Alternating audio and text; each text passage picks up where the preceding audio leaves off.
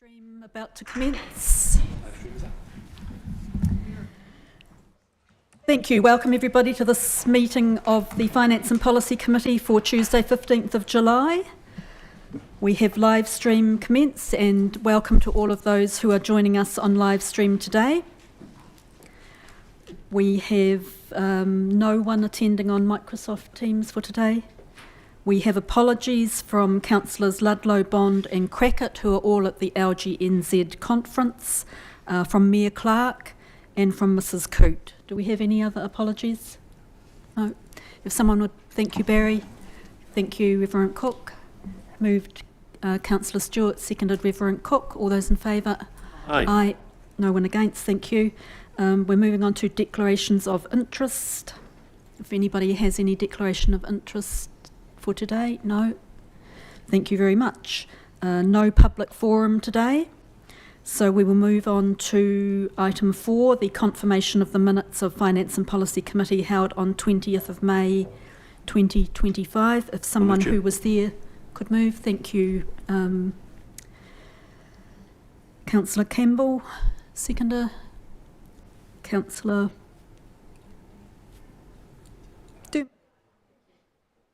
All those in favour of those minutes as a true and correct record? Aye. Aye. No one opposed. Thank you. We're moving on to item 5, the financial update at 31 May 2025. Patricia. Oh, actually, It's Jamie. Jamie and Stephanie. Welcome to the table, Jamie and Stephanie.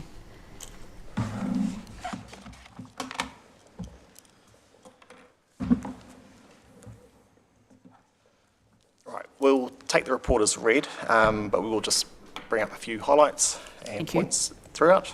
So net debt at the end of May was 110 million. We expect the very similar number for year end. We're in that process of just going through those final numbers at the moment. The financial performance side of things, so because this isn't a end of a quarter, there's just an update in the paper on where we're at the end of May. The messaging is pretty much very similar to quarter 3 for the operational side of things, which is pretty much we're managing staff vacancies, and also we do have lower maintenance because we've had less reactive needs so far. Capital is got a wee bit of a development in this space compared to what it was in the quarterly performance report. So in May we were sitting at 47 million spent, and that's with technically 2 months worth of spend still to go in. The budget we had in here is 71.7. It is now unlikely we will achieve this now. We've had a few developments since we set that budget amount. For instance, the Tuna cash profile of the costs, it's now likely that $4 million, which we had initially in for this year, will likely happen early next year. But overall, it still will be our largest capital spend that I've ever known, and what we've found on record as well. We're still aiming for that number. So we are probably looking around that 60 million plus mark. I also do have a wee bit in there about rate setting as a request from one of the councillors. This is just to do with the funding depreciation and what the impact on rates would be if we had to go to 100% straight away next year. In short, if that scenario did happen and we did go to 100% for the waters, it would add about 3.33% onto the rates for ICC overall. On the water side, that would be 9.05. If we carried on with what we had proposed in the LTP and only go up by 5%, that would be, instead of the 9.05, it would be 2.26. And instead of the 3.33, it'll be 0.80, or 84, should I say. That's it for me. Stephanie, have you got? I'd just like to table the sections that I prepared as read. And just if anyone's got any questions on debt management or sensitive expenditure, I'm happy to take them. Thank you, Jamie and Stephanie. Councillors, are there any questions for Jamie and Stephanie? Thank you, by the way, for those scenarios. That's useful to see that. So I've got Councillor Dermody and Councillor Stewart indicating. Councillor Dermody. Thanks, Chair, and thanks for the report, Stephanie and Jamie. Just on page 2 of 15 of the report, or 14, on a board box, and the box, the dividend from ICHL placed on term deposit versus used to offset debt, can you colour to that decision? That was actually set during the long-term plan approach. We were to receive $4 million every year for 10 years. I'm looking at Patricia, yep. And the decision was to put that onto term deposit for technically the revenue side. Yep. So secondary, if I may, Chair. So the special dividend, that's been paid? Yes, it has been paid, yep. And has that been used to offset debt, or is that... It's been there to offset debt, It has, yes. okay, thank you.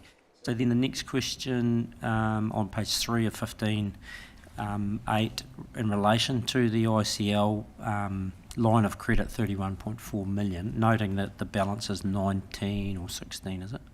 16.65. So should we be giving consideration to actually reducing that limit? And probably the question behind that is, what is the likelihood that ICL would need to draw down to that full facility? I'm going to pass that one to Patricia. Thank you, Patricia. That is still under, so we've got a set term on that agreement, so to vary it would have to vary, I think we've got another year on the fixed component when we can look at that. We have left it at that to allow ICL to have the full balance that show it can support that level of debt or potential debt, because it does thing. And that'll be ICL. I'm expecting to come to council via holdings early in the new year or later this year about what plans they have, which may mean a need for that call.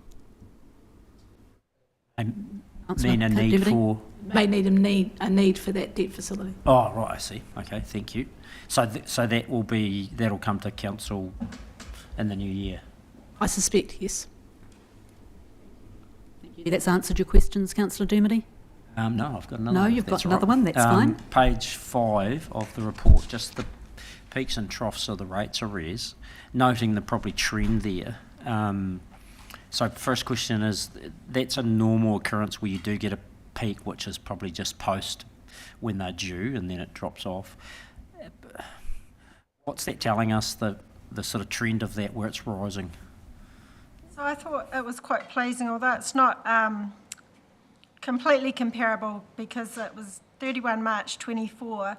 If you look at that line before the rate set, there was 951,000 in arrears, so that's before we roll into the new financial year and you get the arrears for the previous year's rates. And if you compare that as at June 25, it's 882,000. So it hasn't increased despite the fact that we did have the rates increase. So I think it's a favourable trend. So I suppose the two things I look to is, one, how well are we allowing our ratepayers to plan for those cash flow obligations? Or secondly, is it a sign of stress in our community that, perhaps isn't otherwise visible? I think if you look at the graph, the trend is it hasn't really increased. You've got the peaks when we roll over into the new financial year, when the arrears get added to the total arrears balance. So I think overall, just the graph on that page 5, it is trending down consistently. Looking where it ends up as opposed to the peak. Councillor Dermody, I believe Patricia has a comment to make here. I have a comment in there as well. You can't actually take too much from the graph showing what it might be doing in the community. that's on the basis that our first port of call to a customer, is to put in a payment plan, so that doesn't show up in arrears. So someone who has a payment plan or is on a direct debit arrangement with us doesn't show in the arrears figures because they don't have arrears because they're actively working to pay it off. The other aspect is the second port of call that we have is if anyone has a mortgage, the mortgage holder will collect for us and pays us. So that sort of doesn't really reflect the true position of the impact of rates on the community. But I think it's probably more in the public excluded session we can discuss it a bit more. There's some worrying trends within some of that information in that public excluded paper that we can discuss later this afternoon. Thanks, Patricia. Thank you. Councillor Stewart. A question about the dog registrations. There's a huge increase every month on here, or there's like 188,000. How are we recouping any of that? Is there any way? Good. I note at the bottom that it's got that the legislation currently doesn't let us do it, but have we got any way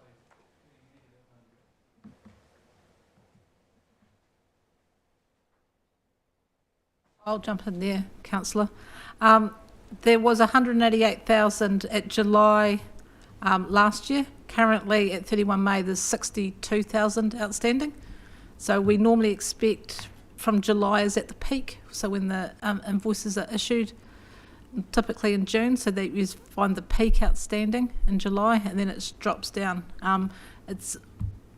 We can't really collect the dog registration because if you don't know if the dog's still around. So we actually are just limited to very limited collection things. Often if a dog is impounded, and I'm looking at Mr. Shaw here, the dog's impounded, then we realise it's unregistered and can collect the registration fees. Thanks for that, Patricia. That answer your question, Councillor Stewart? Thank you. Councillor Pottinger. Thank you, Chair. Look, it was regarding the dog registration as well. I just coincidentally paid mine yesterday, and the numbers don't seem to add up because you mentioned 62,000 currently in arrears, and it said that that's 634 dogs. I paid $62 for my registration. I would say that's 1,000 dogs. So, and the other question, which is probably a bit more concerning, is they're the ones unpaid that we know exist. What about the dogs that we definitely know exist out there that have never been registered? And of course they're completely off the radar. How proactive are we in, because there are a lot of people, you know, paying for their dogs, and then there's a huge amount obviously even bother registering. I mean, you could easily sneak by the system, you know, if your dog's not causing any trouble. So how do we sort of keep an eye on that? Councillor Pottinger. Jonathan? Thank you. So through the chair, it's a challenge to actually keep a track of it. It's also a particularly hard area to recruit to. We are having a few struggles there at the moment. We are aware of it. We do our level best. We do rely on the community to comply. We have seen something of a drop-off in compliance, which we could possibly attribute to hard times. We also saw an increase in dog ownership during COVID, where it's now not the case, and we're having a few challenges actually following up on this. So we would respectfully ask that the community do their level best to comply. We will try to apply additional resource to this. Okay, and then the last question is, Barry touched on it, but what miserable department in Wellington stops a person paying instalments on a dog? Now, it says you can't do it because of legislation. What bloody idiot legislation says he can't pay off a dog registration? Before you answer that, Mr. Shaw, the other question there might be, and you could probably answer both at the same time, do we have a trend of people asking to pay by instalment? Is it an issue for us? So through the chair, I don't think we receive specific requests on that. It is a question that's come up a number of times, and the team have set their mind to how we could do this. But the legislation does tie our hands somewhat in that we're not allowed to do it. The only way we could do it is to ask for people to voluntarily pay well ahead of time, in which case they'd likely be paying 2 lots of fees, and in a well-meaning attempt to help, we'd probably be making life even harder for people. Thank you. Thank you for that, Jonathan.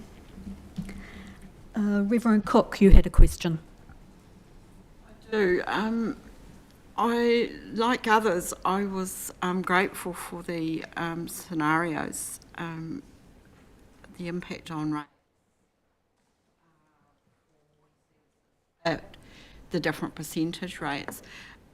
Apart from a decision that we make voluntarily, which is how we're in the situation that we're in now with the staggered increase, how likely is it that we're going to have something come down the turnpike to us that says, well, never mind you, but we want the 100% to be applied from next year? Is that a risk that we're actually facing?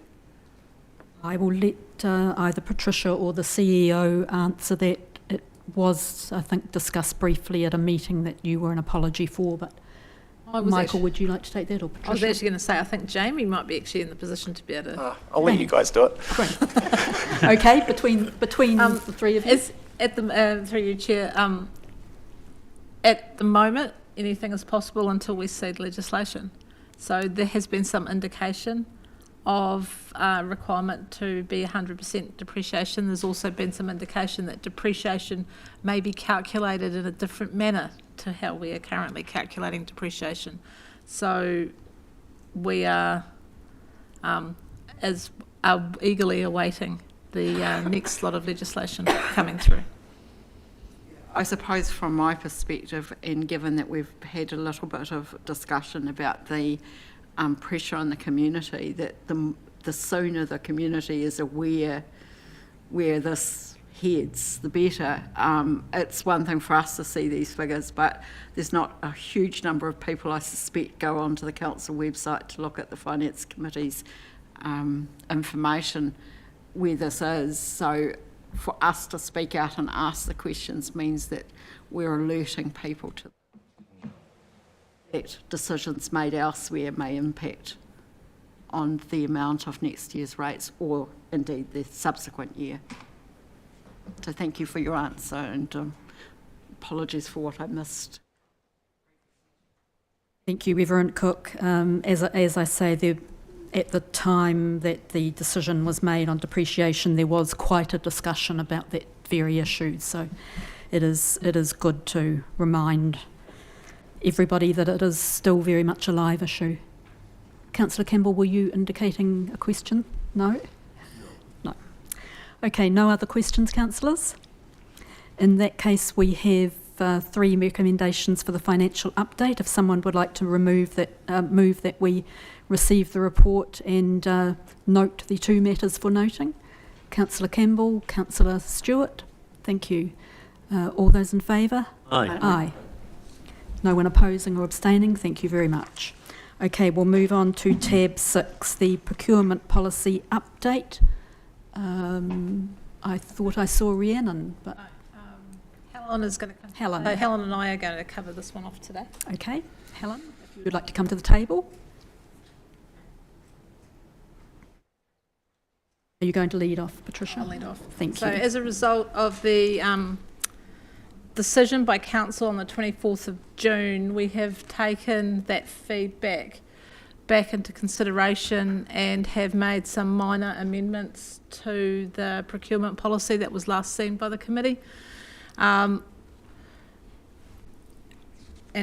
those amendments are simply to remove the bullet points underneath in the promoting social well-beings around the possible collection of understanding whether our suppliers are collecting that data. So that's the based on the feedback that Council had at the time of their deliberations on the policy. We have made that minor amendment.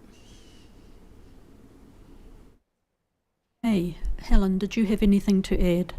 No, I think we've... No, you're just there for questions. Okay, councillors, are there any questions? Councillor Campbell. Well, it probably wasn't a question. I was just going to speak to the proposal. Do you want to wait for questions first? No one else is indicating questions, so you may speak, Councillor Campbell. So, thank you. So, Chair, I support the proposed change. I think the fact that Council are concerned about this issue and support this issue is very much demonstrated by the fact that there was unanimous support for the position on Recycle South. This statement strengthens the position supporting social wellbeing procurement, strengthens it relative to the previous procurement policy, but removes that part of it which some councillors, including me, felt uncomfortable with about asking that question. I think this change successfully does two things. It removes that point about asking questions, but it also strengthens council's policies. So on that basis, I think it's a very good compromise, and I support it. Thank you, Councillor Campbell. Is there anyone else to speak on this issue? Thank you, Councillor Campbell. Obviously, you and I... Chair. I was going to ask you that. Obviously, you and I differ on this position in that I actually believe the collection of the data would have very much strengthened our policy and prepared much better for the future. So I'm going to invite the moving of the two recommendations separately. If you're happy to move that we receive the report. Yes. Thank you. And Councillor Dermody seconds. All those in favour that we receive the report? Aye. And I'll invite a mover for recommendation 2. Thank you. And Councillor Stewart has seconded that. All those in favour, please say aye. And I am opposed. Thank you, Reverend Cook. No one abstaining. Thank you. That motion is carried. And then there is the recommendation to Council that Council adopts the revised draft procurement policy and notes the changes. If I could have a mover for that recommendation. Thank you, Councillor Dermody and Councillor Stewart. All those in... Just a question, Chair. Councillor Pottinger. Just on procedure, this goes back, the outcome of this still goes back to full council, and is it open to relitigation again to be accepted by full council, or does it go through the wash again? I will ask Mr Morris to give the governance view on that. Because it's been to council, come back to finance, and now it goes back to council. We are recommending again to Council, yes. Yeah. Mr Morris. Thank you. Through you, Madam Chair. I can confirm that this will go back through to Council as a recommendation, as if it was like a staff recommendation, so is available for full Council to debate again. And again, if full Council chooses, to send it back to this committee for further consideration or adopt it. Right. No, that's fine. Thank you for that. Thank you. So recommendation 3, the recommendation to Council, has been moved and seconded. All those in favour, please say aye. Aye. Those opposed? Myself and Reverend Cook. The motion is carried. Thank you, councillors. That brings the business of the public meeting to a close. If I could ask someone to move that we go into the public excluded session for the reasons noted in the agenda. Thank you, Councillor Pottinger and Councillor Stewart. All those in favour that we move into public excluded? Aye. Aye. No one opposing, obviously. Thank you. Okay.